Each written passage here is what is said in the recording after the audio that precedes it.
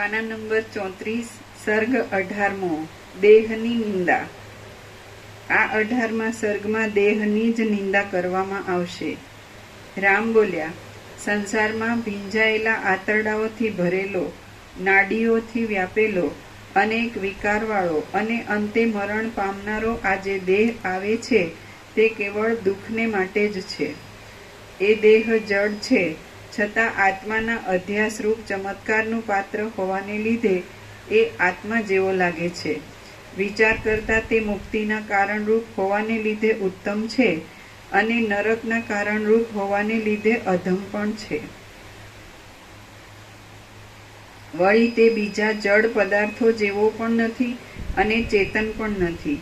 વિવેકી અને અવિવેકીમાં ચંચળ અને અશુદ્ધ ચિત્તવાળો મૂર્ખ અવિવેકી તો દેહને જ આત્મારૂપ દેખે છે।